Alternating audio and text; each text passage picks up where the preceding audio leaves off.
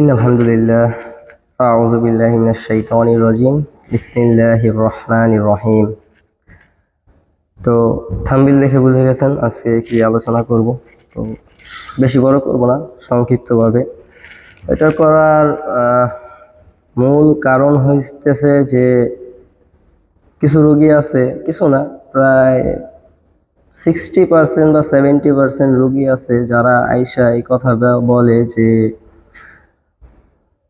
যখন তাদেরকে বলি যে কবিরাজের কাছে গেছেন কেন, কবিরাজের কাছে তো যাওয়াটা ভালো না, তারা কুফরি করে। তো তারা বলে যে অনেক আলেম, বড় বড় আলেমের কাছেও গেছি, তো তারপরও রোগ ঠিক হয় নাই বা সমস্যাটা ঠিক হয় নাই, তারপরে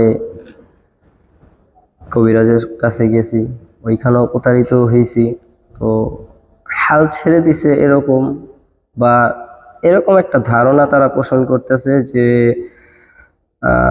কোরআনে চিকিৎসা নাই, আর কবিরাজরা 2-3 মাসের জন্য কুফরি কালাম করে যেভাবেই হোক ওরা জিনের সাথে কিছু করতে তো পারে না, জিনের সাথে এরকম ভাবে চুক্তি করে যে ওই যে দেখবেন অনেক সময় কিছু ভোগ দেয়, যেরকম বলে যে একটা ছাগল লাগবে, একটা মুরগি লাগবে, মোরগ লাগবে, যেটাই হোক। তো এটা দেয়, এটা দেওয়ার কারণে জিনটার সাথে চুক্তি করে এভাবে যে এটা আমি খাবার তোমাকে দিব, তো তুমি এটা ছেড়ে দিও, এরকম ভাবে চুক্তি করে ওই জিনের সাথে। তো কিছুদিন এরকম চুক্তি অনুযায়ী ঠিক থাকে। তো এই ধারণাটা ঠিক মনে করে যে আলেমের কাছে গেছিলাম, সেখানে শিফা পাই নাই, তো কবিরাজের কাছে গেছি, তো ওইখানে তো কিছুটা হইলেও পাইছি, যেরকম 3 মাস হোক বা 6 মাস মেয়াদি যতদিন হোক চিকিৎসা পাইছি, তো এরকম ধারণা করে। তো এখন মূল একটা কারণ হইতেছে কুফরি কালাম যারা করে ওটা তো ভোগ দেয় বা এরকম কিছু কইরা, এটা বললাম। আর কোরআন দিয়ে এটা হয় না, কারণ শয়তানের সাথে বন্ধুত্ব করতে নিষেধ আছে, তো এটা কোনো আলিমই করবে না। আর এই কারণে, আর দ্বিতীয়ত তাবিজ অনেকে ব্যবহার করেন। হয়তো একটা হুজুরের কাছে গেছেন, সমস্যার কথা বললেন, হুজুর এক একজনে এক এক রকম কাজ করে, আমি কাউকে ছোট করবো না, আলহামদুলিল্লাহ কোরআনে শিফা আছে, তো সবাই চেষ্টা করতে পারে নিজের নিজের মতো। তো যখন কোনো আলেমের কাছে যায় তখন বলে যে আমার এই সমস্যা আছে, একটা সমস্যা, আমাকে রাত্রে ডিস্টার্ব করে বা যাই হোক, চালান কিন্তু সমস্যা হোক আর এমনিতে ধরা হোক, যেটাই হোক। তো হয়তো হুজুর হাজির করার চেষ্টা করে শরীরে, যদি হাজির না হয় তাহলে দেখা যায় এমনিতে রুকাইয়া করে, রুকাইয়া করার পর তাবিজ দেয় ব্যবহার করতে। তো এখানে একটা বিষয়, তাবিজ দেওয়াটা অন্তত আমি দেই না, এটার পিছনে অন্য একটা কারণ আছে, ওটা অন্য সময় অন্য ভিডিওতে ইনশাআল্লাহ আলোচনা করা যাবে। তো এখন যেটা বিষয়, তো এটা হয় যে ইমামের কাছে গেছে বা কোনো আলেমের কাছে গেছে, সে তাবিজ দিয়েছে, রুকাইয়া করছে, দেখা যায় 2 দিন 3 দিন সুস্থ আছে, তারপরে আবার অসুস্থ। এর ভিতরে তাবিজ দেয় শরীর বন্ধ করার জন্য। তো রোগী মনে করে 2 দিন সুস্থ থাকার পরে মনে করে দূর সুস্থ তো হয়েই গেছি, তো এখন আর কি। তো তাবিজের পাশাপাশি কিছু আমলে বলে যে 5 ওয়াক্ত নামাজ আদায় করতে হবে, আয়াতুল কুরসি পরে, চারকুল পরে শরীর বন্ধ রাখতে হবে। তো এটা 2 দিন সুস্থ থাকার পর রোগীরা করতে চায় না বা করে না, অবহেলা করে। যার কারণে হয় কি, তাবিজ একটা সুরক্ষা কবচের মতো। যেমন যুদ্ধের ময়দানে ঢাল থাকে না, ও ঢাল ভেদ করে বা ঢালের ফাঁক দিয়েও কিন্তু অনেক সময় তীর আঘাত করে, আঘাতপ্রাপ্ত হয়। তো তাবিজটা একই রকম। তাবিজটার ক্ষেত্রে যখন আপনি টয়লেটে যান, ওয়াশরুমে যান, তখন তাবিজ দুর্বল হয়ে পড়ে, কারণ আরবি কোনো কিছু নিয়ে টয়লেটে প্রবেশ করা তো নিষিদ্ধই। তো যার কারণে এটা আমি তো ওইভাবে জ্ঞান অর্জন করি না, আমাকে আলহামদুলিল্লাহ জিন বন্ধুদের থেকেই নেই। তো ওই টয়লেটে যখন যায় তো তাবিজ ওইখানে ক্ষমতাটা, যেমন কবজ যেরকম একটু ফাঁক হয়ে গেলে বা সরে গেলে যেরকম হয়, তো তাবিজটার কবজটা ওরকম হয়। তো যখন একটু হালকা হয়ে যায় তখন জিনটা ঢুকে যায় শরীরে। আর যদি জিন একবার প্রবেশ করতে পারে, তো আপনি এখন বসে বসে যদি কোরআন শরীফ তেলাওয়াত করে ফেলেন, তাও আপনার জিন কি যাবে না, কারণটা আপনি নিজে নিজে এখন করতে পারবেন না, ও আপনাকে কন্ট্রোল নিয়ে নিছে, আপনার শরীরে প্রবেশ করে ফেলছে। তো এইভাবে সে রোগী অবিরাম এরকম হতে থাকে, আলেমের কাছে যায়, এক আলেমের কাছে যাওয়ার পর ঠিক না হওয়ার পর 3 দিন পর আসে, কয়েকদিন যাওয়ার পর ওই আলেম চেঞ্জ করে আরেক আলেমের কাছে যায়, তারপরে দেখা যায় এরকম হয় না।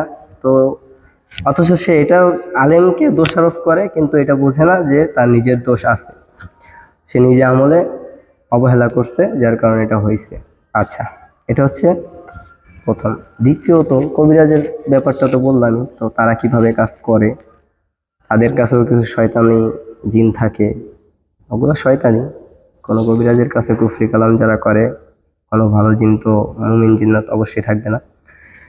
তো তারা রুগীকে হাতে রেখে নেয়। হাতে কিরকম ভাবে রাখে, যেরকম এই যে 3 মাস বা 4 মাস বা 6 মাস এরকম, এই সমস্যা ধরেন আজকে একটা জিনের সমস্যা, জিন হাজির হয়ে শরীরে উৎপাত করে, তো ও শরীরটা বন্ধ করে দিল, আর বন্ধ তো করে না, জিনটাকে ওই কাজের জন্য ভোগ দিয়ে সরাইয়ে দিল।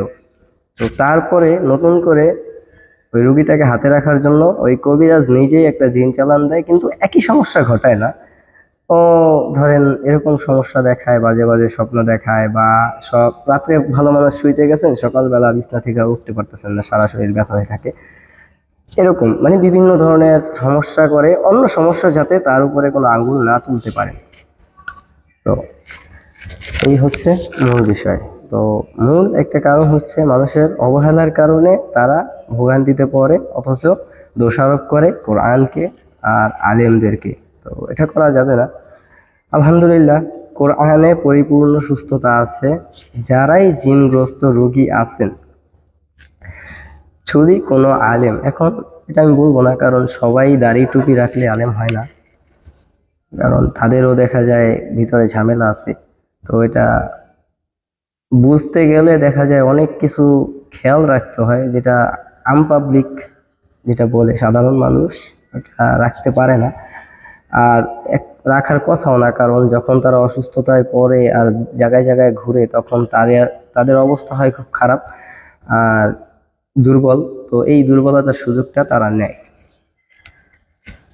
তো এখন এত কথার মূল কারণ হয়েছে, আর ভিডিওটা বানানোর মূল উদ্দেশ্য হচ্ছে, যারা কোরআনকে মনে করেন যে কোরআনের থেকে কবিরাজ বেটার বা ভালো চিকিৎসা দেয়, তাহলে আপনারা ভুল ধারণার ভিতর আছেন।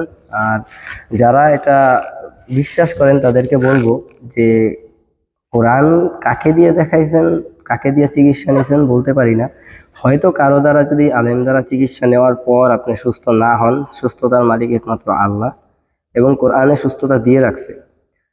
তো এটা ওই আলেম বা যে রুকাইয়া করে রাকি, ওনার দুর্বলতা, এটা কোরআনের দুর্বলতা না। আলহামদুলিল্লাহ, কোরআনে পুরোপুরি সুস্থতা দেওয়ার ক্ষমতা কোরআনে আছে, আল্লাহ পাক কোরআনে দিয়ে রাখছে, আমরা নিতে জানি না, তাই আমরা সুস্থতা লাভ করতে পারি না।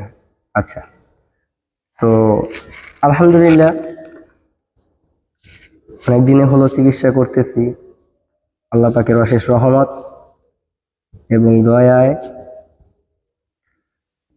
চিকিৎসাকালীন সময়ে এখনো কালিমা লাগে নাই যে কোনো রোগী আসছে কিন্তু সুস্থ হয় নাই, এরকম হয় নাই। আলহামদুলিল্লাহ, আল্লাহ পাকের শুকরিয়া।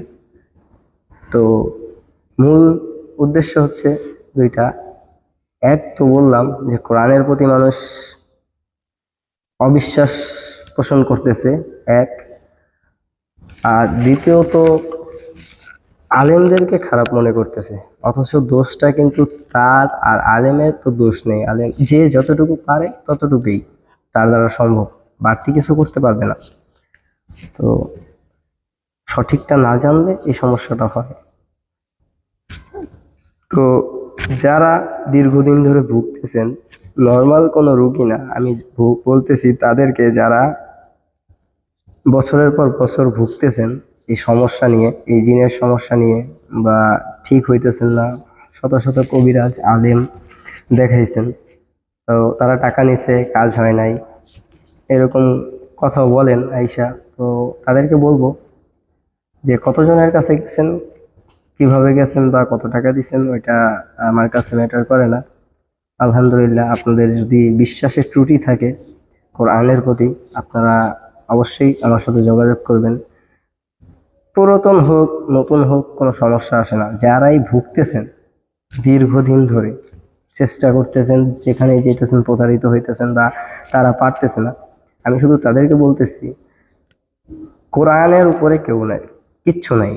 তো আপনাদের যদি চিকিৎসা থেকে ধোঁকা খেয়ে থাকেন যে চিকিৎসা হইতেছে না বা এটা হয়তো সম্ভবই না, ইনশাআল্লাহ আমার সাথে যোগাযোগ করবেন।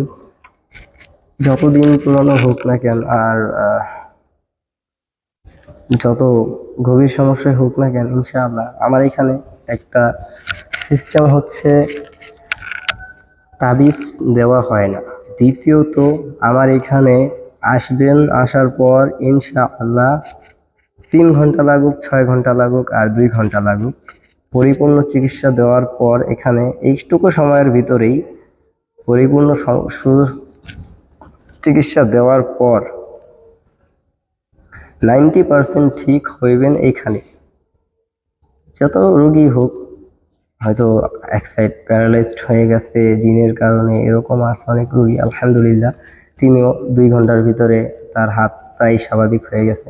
তো 90% চিকিৎসা ইনশাআল্লাহ এখানে 90% সুস্থতা হবেন। 2 ঘন্টা লাগুক, 4 ঘন্টা লাগুক, 6 ঘন্টা লাগুক, ইনশাআল্লাহ আমার এখানে আয়সা সুস্থ হওয়ার পর তারপরে ইনশাআল্লাহ হাদিয়া দিতে পারবেন। অগ্রিম হাদিয়ার প্রয়োজন নাই বা কন্ট্যাক্টেরও প্রয়োজন নেই। আপনি 90% ঠিক এখানে হবেন, তারপরে ইনশাআল্লাহ হাদিয়া পে করবেন।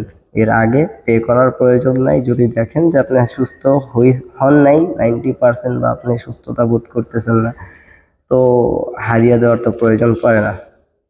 তো বোঝানোর বিষয় এইটা, বলার বিষয় এইটাই যে কোরআনে সুস্থতা আল্লাহ শিফা রাখছে, আমরা নিতে জানি না, তাই আমরা সুস্থ হতে পারি না। আর কোরআন বললাম না, কোরআনের এখানে কোনো দোষ নেই। আমি সুস্থ হইতেছি না, এটার এক কারণ হতে পারে যে আমি গাফলতি করি, আর দ্বিতীয়ত যে চিকিৎসা দেয় রাখি তার হয়তো কোনো ত্রুটি থাকতে পারে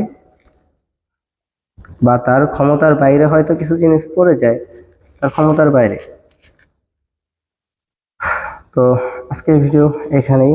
তো এই কারণগুলো বলার জন্যই আর কি। তো যারাই কোরআনের প্রতি অবিশ্বাস পোষণ করেন আমার কাছে আসেন, ইনশাআল্লাহ কোরআনের শক্তিতে সুস্থতা 90% এখানে হওয়ার পর আপনাদের বিশ্বাস করানোর ক্ষেত্রে এটা মূলত হাদিয়াটা আগে নেওয়া সবসময় হাদিয়ার সাথে সাথে নেওয়ারই নিয়ম। তো তারপরও 90% এখানে সুস্থ হবেন, তারপরে ইনশাআল্লাহ হাদিয়া দিবেন।